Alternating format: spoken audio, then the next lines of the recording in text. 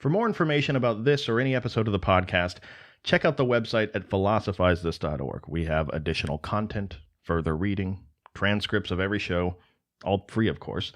But if you value the show as an educational resource and you want to help keep it going, you can find out more about how to do that at patreon.com/philosophizethis. Or alternatively, if you're buying something from Amazon this week anyway, consider clicking through our banner. It's at the bottom center of the landing page of philosophizethis.org. Small percentage goes back to the show. It may just be a click for you, but every little bit adds up.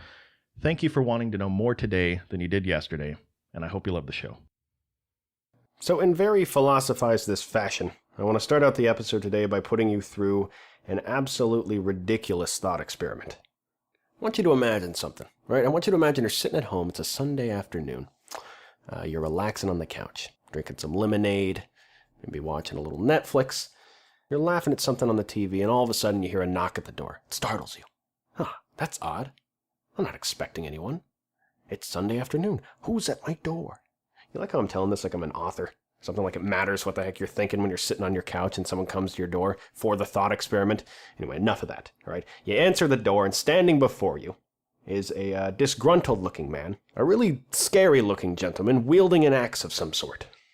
Something's a little off with the guy, right? You can't put your finger on exactly what it is. Maybe it's the dirt-caked clothes he's wearing. Maybe it's the greasy long hair.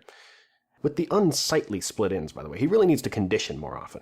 You're not sure what it is, but you just get this vibe from the guy like he's taken a human life before and he's about to do it again.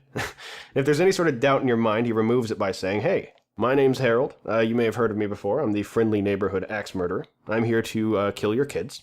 Is there any way you could direct me to where they are so that I could get on? It's been a long day. I just want to get this over with." Well, instantly your stomach drops, right? Because you're faced with an ethical dilemma here. No, not because some strange man's on your doorstep and he wants to kill your children. No, because you pride yourself on being an honest person, don't you? This man came to your door. He asked you very nicely to tell him where your kids are.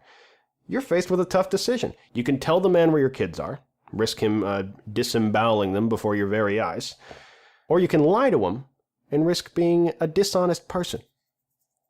What do? This is a very difficult decision, isn't it? Well, if you're anything like me, or the hundreds of people I've asked this question to over the years, it's not difficult. No, in fact, it's a very easy decision. You tell the guy they're down the street where they're not, you lock the door, and you call the cops. But what if I told you that Immanuel Kant, and many others like him, thought that if you made that decision in that moment, that you had thereby acted immorally, you ought to be ashamed of yourself, and he had very good reasons for feeling that way? Well, by the end of this episode, you'll understand why Kant felt that way. I guess let this be a little teaser for you. But to start us off on the proper trajectory that will eventually land us there at the end of the episode, just to get our minds going in that direction, I want to ask you a question about morality in general right now. What do you think morality should be based on? How's that for a loaded question? Who or what determines what is moral or immoral in your life, in your home? So many people think of morality as this codified set of behaviors that you hang on the wall, right? It's been arrived at. It's up on the wall in 9th grade health class. Patience is a virtue. Honesty is the best policy. These things are moral behaviors. If you want to know how to be a more moral person, well, you just go to the dictionary and you look up what morality is, and you get this set of behaviors that we've all somehow collectively arrived at as a species. Well, yes, things like patience and honesty, these traits are commonly defined to be virtuous by people, but as we talked about many times on this show before, the question of what is moral or immoral is actually much more complex than that. Like, who came up with the idea that patience was a definite virtue anyway? Like, who was that guy? Or gal? Who determines what right or wrong is? Who's capable of determining what right or wrong is? Here's a better way to think of it. Who would you trust to determine for you what right or wrong is? Now that starts to get to the root of the issue, right? I mean, we're all very familiar with the concept of subjective morality, right? We're all very familiar with the idea of arriving at our own personal moral code about things in our lives, right? Like, every one of us has contemplated this on some level before. Every one of us has asked ourselves the question, what does my ideal life look like? What do I want my life to look like? And then you picture it in your head. You see how that life would look. You envision it. And when you snap back to reality, if there's any disconnect between how your ideal life looks in your head and how your life looks right now, well, action needs to be taken, right? I mean, usually the next step once you get to that place is to create a plan, to find some set of behaviors that will take you from where you are now to where you want to be, and then you execute them, right? In a way, this is our own little personalized, subjective moral code that we've arrived at, aimed at producing the life that we've individually determined to be good. But for some people, this is too shaky of a moral foundation, right? For some people, who are you to arrive at the proper way to behave day to day to achieve the best life possible? Like, what did you do to earn that distinction? You know, you wouldn't get operated on by a surgeon who wasn't an expert. You wouldn't get operated on by someone that didn't go to school for it for decades, right? You wouldn't fly in a plane piloted by some guy that just started flying. No, you'd fly in a plane piloted by somebody that spent thousands and thousands of hours up in the sky. In that same sense, honestly, how many hours have you really spent contemplating morality? You know, weighing the pros and cons of different actions, really taking them to task, really trying to get to the bottom of which specific behaviors yield specific outcomes that you want in your life. Many of these people would say, no, you're not an expert at this. This subjective morality that you have is probably just a disparate collection of social conventions that you've gathered all throughout your life from your parents and your teachers and other authority figures that you've deemed to be worthy of purveying this wisdom. Many people say that to put this enormous burden of arriving at a system of morality on a single human being, with such a limited collection of experiences to draw from while creating it, to do that is a recipe for disaster. These people say that we may need to be willing to accept that we aren't the most qualified people to arrive at a system of morality for ourselves, if for no other reason aside from the ones we've already talked about, than because far too often, as human beings, we are slaves to whatever fleeting emotional state we're in at any given moment. You know, therein lies the problem. When you're the judge, jury, and executioner for what right action is in your life, oftentimes we're far too willing to make exceptions for ourselves out of convenience in the moment, right? You know, typically stealing would be wrong. But you know what? In this case, it's okay. He's a musical artist. He has millions and millions of dollars. You know, technically, I'm only stealing ones and zeros. I'm not stealing a physical CD. Typically, eating until I feel sick to my stomach and I throw up everywhere would be the wrong thing to do. You know, typically, folding a large pizza over like a giant taco, typically that would be a lack of temperance that I shouldn't stand for. But you know what? My friends are in town. I only see them once a year. It's a worthy cause. It's a celebration, right? No, these people say that this is far too slippery of a moral foundation. There needs to be something more solid. There needs to be something more objective. So how do we get there? What do we do? Well, what do we typically do when we have a job that we're not either capable or willing to do? I'll tell you what you do. You do what every great company ever since World War II has done. Our forefathers, you outsource to the Chinese. Just kidding. It wasn't the Chinese we outsourced it to, but we did outsource all throughout history this task of arriving at a moral code. And typically what humans would do, historically, is assign that burden to some overseer, right? Sometimes it was a deity. Creator of the universe arrives at some way it wants humans to behave, so it finds one lucky human, and it channels this wisdom into them. They chisel it into some stone tablets, and now we have a moral foundation that isn't laid out by one person. It's laid out by the creator of the universe. As God, I hereby decree that you follow this set of behaviors, and if you don't, bad things will happen to you. Sometimes it was a monarch. You know, as king, I hereby decree that you follow this set of behaviors, and if you don't, you will be hanged. You will be drawn and quartered. As a citizen of this kingdom, it is your duty to follow these rules that the monarchs laid out for you. Well, on one hand, Immanuel Kant agreed with this, right? He agreed that there needs to be a more solid foundation for our ethics. But he thought there was a big problem with the way that these people were outsourcing this task to someone or something else. And the problem is that in the case of the deity or the monarch, you can never say, if you're following their moral code, that you're fully to blame for your behavior. This actually goes back to the slavery episode, right? Remember when we talked about slavery with Rousseau? Rousseau thought that if a master ordered his slave to kill someone else, that it would be wrong for us as people to hold that slave morally culpable for murder, because they aren't making this decision based entirely on their own volition. No, the master owns them, and he's directing them on how to behave. The slave becomes, in that moment, like a hung jury, when trying to render a verdict about what action to take. Well, in that same way, Kant thinks that when some monarch decrees a system of behavior for you to follow, that you're never totally behind an action that you choose to take, that at least in some small way, that monarch is inhibiting your ability to make a different decision when faced with that choice. He's affecting your behavior in some way, and ultimately isn't morality connected to us having a choice in the matter? I mean, think about it. You don't think that a lion is bad when it kills a gazelle in the Serengeti, do you? No, that lion is not a bad lion. It's just responding to impulses in its body. That lion doesn't sit there and reason about its decision-making, right? I'm an intellectual lion. Perhaps I shouldn't kill the gazelle. Perhaps it has a family, a future. No, it's very simple, actually. It sees something moving in the grass, and it bites it until it stops moving. It's very simple if you're the lion. The point is, we start to hold people and things accountable for their actions when we believe that they had a different choice that they could have made in that same situation. This is the reason most people advocate a reduced sentence in our justice system for people who commit crimes that are mentally ill, right? They weren't in their right mind. They weren't making a fully autonomous choice between alternatives when they did this terrible thing that they did. Now, it's because of this fact that Kant believes that the only way something can be said to be truly a free decision is if it's based on our own reason. This ability to reason is the foundation for everything that will come after in Kantian ethics. This capacity to reason is Kant's way of arriving not at what he sees as some flimsy, subjective morality, but moral principles. And these principles would prove to be very important to him. In the same way that we can use rational thought to eventually arrive at a conception about an objective reality, like we did last episode, Kant believes it's possible to use rational thought to eventually arrive at a conception of moral principles. Just think about how awesome this is, all right? Like, in the event you're the kind of person who's like Immanuel Kant, right? In the event you want something more than just subjective morality. Maybe you're not satisfied with just believing in whatever you arbitrarily landed on, your culture, your time period, your family living situation. If you don't like that, and you also don't like the idea of just conceding to the will of some monarch that tells you what good and bad is, once you're in that place, you still have a very difficult question to answer.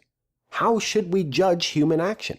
Where do we get a more solid foundation for what right or wrong is? Can we get a more solid foundation? Is it even possible? Is it even worth thinking about? Just think about that for a second. If there was a satisfying answer to this question, just think of how life-changing that would be. Think of how much more we'd get from every experience. Think of how much more we'd understand about ourselves if we more intimately understood how we judge human action in our own minds. See, to me, it's this exciting feeling of what's possible. It's that sets the stage for every time I even think about ethics. Anyway, I can't even speak. Anyway, I'll get off my nerd soapbox. Now that said, I want us to all take a moment right now, all right? Lay out your prayer rugs, face the nearest library, and thank your lucky stars that we always have the luxury of looking at Immanuel Kant in a historical perspective. There's two good ways to bring clarity to a given subject. You point out the differences between it and something else, or you point out the similarities between it and something else. Well, a good way for us to understand Kant's ethics better is to look at where he falls into two sides of an age-old ethical disagreement. That's right. I'm talking about the disagreement between deontologists and consequentialists. Now, those are two words we've never said on the podcast before, so rather than continuing on obliviously, just pretending as though everyone knows exactly what I mean when I say them, let's discuss them for a bit. Deontology and consequentialism are two very broad, general, competing categories for how we should look at whether human action is right or wrong. Simply put, deontologists believe that whether an action is right or wrong should be determined by looking at certain things about the action itself and weighing them up against pre-established moral principles. Consequentialists believe that, no, whether something's ethical doesn't lie in the action itself, it's the consequences of the action that determine whether it's right or wrong. Now, real quickly, before we continue, please understand what I'm trying to do here, right? I'm not trying to outline every deontologist or consequentialist that has ever lived, all right? If you fancy yourself one of these two titles, understand that I understand that there are many different variants, many qualifications and corrections by later thinkers that deal with the weaknesses that I'm going to cite for each one of these. And we'll talk about them all in due time. Keep in mind there are many, many episodes of this podcast to come. Right now, I'm just introducing concepts, right? And one thing we all need to know right off the bat, and something you'll agree with the more and more we learn about these two sides of this debate, deontology and consequentialism, is that people very rarely strongly identify with one side or the other, right? Most people fall somewhere in between these two camps. Neither of them are perfect. Both of them have their strengths and weaknesses. Let's talk about them.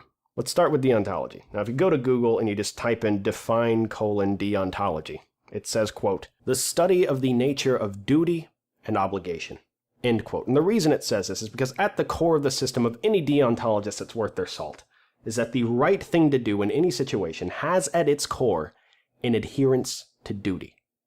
Now, duty to what, you may ask? To moral principles. Moral principles that have been arrived at in some way. And I leave it vague there purposefully, right? Because you can talk all day about what method we use to arrive at those moral principles, what those moral principles are, or how we prioritize them once we arrive at them. But the ultimate point is that when trying to decide whether something is right or wrong, or good or bad, a deontologist is going to look at the actions themselves, rather than the consequences of those actions. And because of this, the intention that someone had behind an action that they just did usually plays a key role in how a deontologist perceives that action. For example, if your mom asks you to clean your room, there's a big difference between a kid that cleans his room out of a sense of duty, out of a sense of duty to what his mom said the right thing to do is. There's a big difference between that kid and a kid who just cleaned his room because, his mom said she'd buy him an ice cream cone if he did it. See, in both cases, the consequence is the same. The consequence is that the room got cleaned. But are both people equally moral? Is that the same person? I think most of us would say no. I mean, if someone does something just to get a thank you or to get a special prize for having done that thing, it doesn't matter how moral their actions appear to be. It cheapens it a bit, right? It seems clear that intentions behind actions matter, at least in some small capacity. Now, because the whole thing revolves around a sense of duty to moral principles, from here, historically speaking at least, it's never been a far jump away from moral absolutism, right? The idea that no matter what the consequences of an action are, no matter how seemingly bad they may be, regardless of context, certain actions are just right or wrong. Simple as that. Moral absolutism. It wouldn't be uncommon for a moral absolutist to say something like, murder is just wrong. Stealing is unquestionably wrong. Lying is always wrong. Doesn't matter how good of a reason you think you have, these things can never be justified. Now, this may be clear to some people, but if you still want some clarifying as to what it takes to be a good moral absolutist, well, take it from my good friend Cardinal John Henry Newman, 19th century moral absolutist. Like, whenever I stay up late at night under the covers with a flashlight, I'm thinking about moral absolutism and how terrifying it is. This passage is what I think of. He said, quote, "It were better for sun and moon to drop from heaven, for the earth to fail, and for all the many millions who are upon it to die of starvation in extremest agony, so far as temporal affliction goes, than to let one soul, I will not say should be lost, but should commit one single venial sin, should tell one willful untruth, though it harmed no one, or steal one poor farthing without excuse." End quote.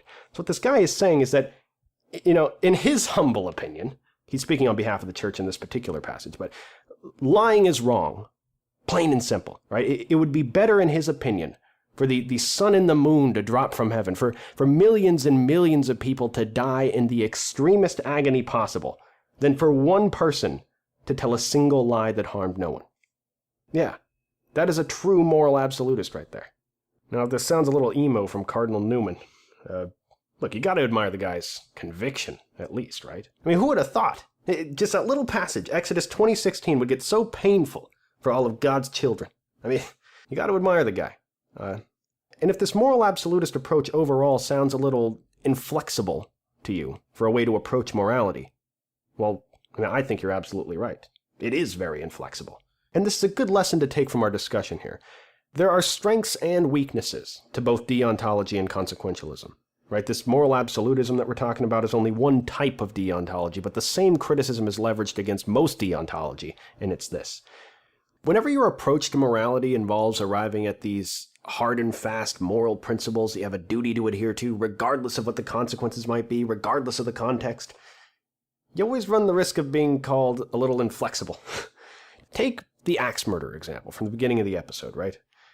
A deontologist who is a moral absolutist that believes that lying is wrong would have to answer their door, look at the axe murderer dead in his eyes, and tell him exactly where their kids are. If this guy was offered $1 billion to any charity he wants to tell one lie, he would have to say no. If this guy could save 1 billion innocent lives if he tells one meaningless lie, if he lied about his weight on his driver's license, he could save 1 billion lives, he would have to respectfully decline that offer. Now I want to make something clear, all right? Deontology is not synonymous with moral absolutism, right? There are many deontologists out there. We'll talk about them. They have answers to these criticisms. But the point here today is this. Deontology does have many strengths, right? For one thing, probably its biggest strength, is that whenever you're faced with an ethical dilemma, when you're in that place, that awkward place, it does provide complete certainty about what the correct decision is in a given instance. That's definitely a strength, but it's not the only one, right? There's other ones. Deontology takes into consideration people's intentions behind why they do an action. That seems to be part of it, right?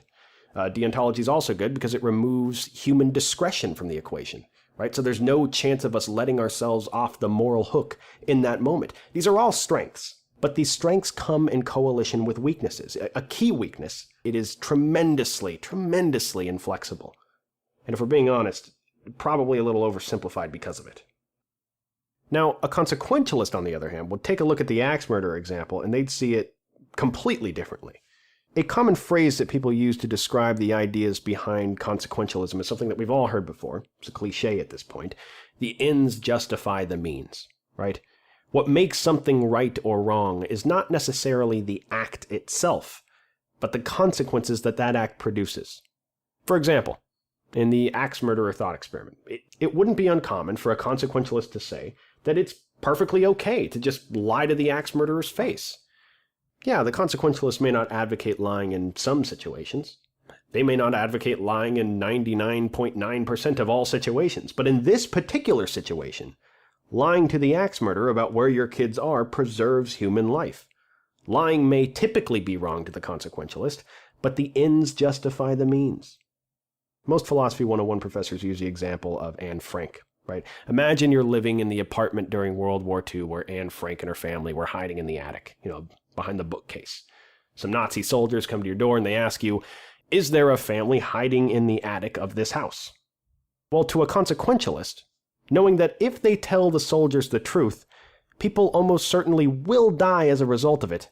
To a consequentialist, even if they typically wouldn't advocate lying in most situations, it's morally justifiable to lie to the soldiers in this situation because the consequences of doing so are good. So let's think about this. On one hand, this approach is very flexible, right? I mean, hypothetically, you could justify pretty much anything.